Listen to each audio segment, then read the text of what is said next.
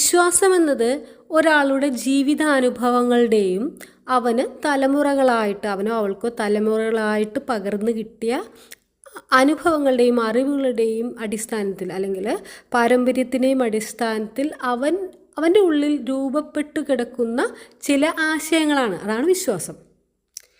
ഈ വിശ്വാസം ഒരാൾക്ക് പെട്ടെന്ന് മാറ്റാൻ പറ്റണമെന്നില്ല.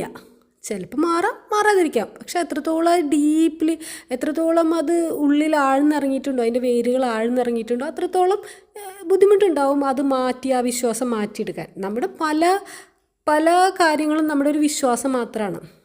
എനിക്ക് സമ്പത്ത് ഉണ്ടാക്കാൻ അത്ര എളുപ്പമല്ല എന്ന് ഞാൻ പറഞ്ഞാൽ അതെൻ്റെ വിശ്വാസം മാത്രമാണ്. ഞാൻ ഇതുവരെ ജീവിച്ച ജീവിത സാഹചര്യങ്ങളുടെ അടിസ്ഥാനത്തിൽ ഞാൻ ഉള്ളിലേക്ക് എടുത്ത എൻ്റെ മാത്രം സത്യമാണ്. അത് വേറെ എല്ലാവർക്കും അതുപോലെ ആവണമെന്നില്ല. എനിക്ക് അതായിരിക്കാം വിശ്വാസം.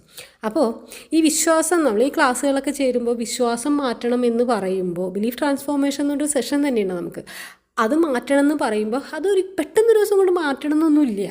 നമ്മളത് പതുക്കെ പുതിയ വിശ്വാസം നമ്മുടെ ഉള്ളിലേക്ക്, പഴയത് മായ്ച്ച് പുതിയത് ഉള്ളിലേക്ക് ഇംപ്ലിമെൻ്റ് ചെയ്യുക. അതായത് പുതിയത് ഉള്ളിലേക്ക് ഇറങ്ങുന്തോറും പഴയതിനെ അവിടെ നിന്ന് മാറ്റി കളഞ്ഞാൽ മതി. അപ്പോൾ നമുക്ക് വലിയ സ്ട്രഗിളില്ല, വലിയ റെസിസ്റ്റൻസ് ഇല്ലാതെ നമുക്ക് നമ്മളെ സഹായിക്കാത്ത വിശ്വാസങ്ങൾ നമുക്ക് മാറ്റാൻ പറ്റും. അതായത് നമ്മളെ സഹായിക്കാത്ത ഒരു വിശ്വാസങ്ങളും നമ്മൾ കൊണ്ടുവരേണ്ട കാര്യമില്ല. അതെത്ര പാരമ്പര്യം എന്തായാലും എന്ന് പറയാൻ നമ്മൾക്ക് സന്തോഷമുള്ളൊരു ജീവിതം തരാത്തൊരു വിശ്വാസം നമ്മൾ കൊണ്ടുവന്നിട്ട് കാര്യമുണ്ട്. അത് നമ്മൾ ചുമന്നിട്ട് കാര്യമില്ല. അപ്പോൾ എന്താ ചെയ്യേണ്ടതെന്ന് വെച്ചാൽ നമ്മൾ 1ാമത്തെ നിലയിൽ നിന്ന് 10ാമത്തെ നിലയിലേക്ക് പോകാൻ എളുപ്പമല്ല അല്ലേ? 10ാമത്തെ നിലയിലേക്ക് പോകണമെങ്കിൽ എന്തായാലും 2, 3, 4 ബാക്കിയുള്ള നിലകളൊക്കെ കഴിഞ്ഞിട്ടാണ് 10ാമത്തെ നിലയിലെത്തുക.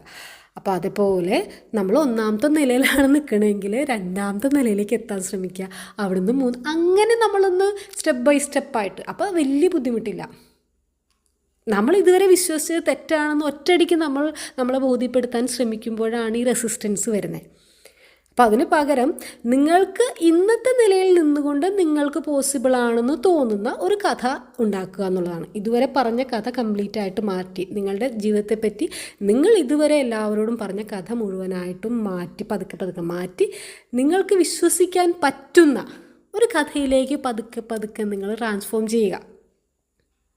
സമ്പത്തിൻ്റെ കാര്യത്തിൽ, എല്ലാ കാര്യത്തിലും ഇങ്ങനെ തന്നെയാണ്.